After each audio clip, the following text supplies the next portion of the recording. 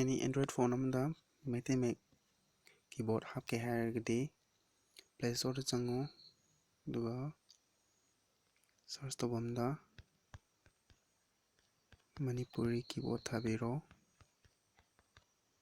duga search tawro duga keyboard option mayam tholakani da kok sam lai yawba sigi nong thongbam ton thoina semba si keyboard se install tawro aigidi hana already install tawrga laire du kamaina sinagadege habdu kamaina activate tawgadege habdu ulake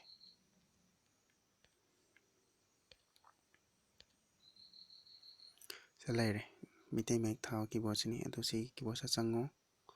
aduga keyboard se si sida changaga hekta sinabdi yadaw nate sida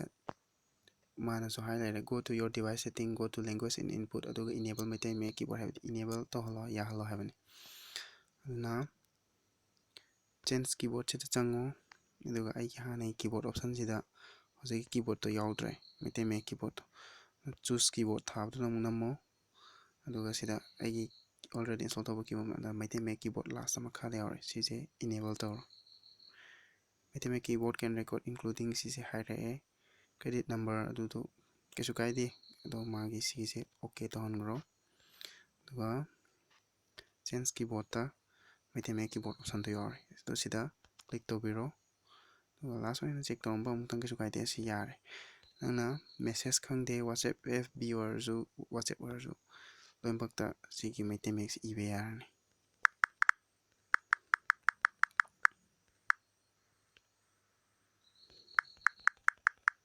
okay ando sigi je amu koina English ki do amu hanna ige hairga su hojiki setting to lao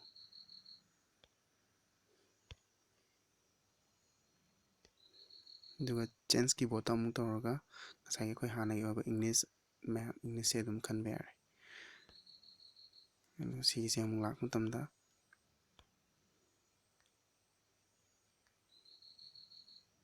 English to dum ibe yarani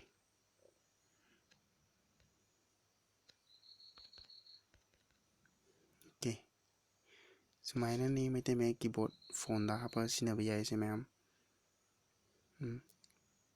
thanks for watching this video.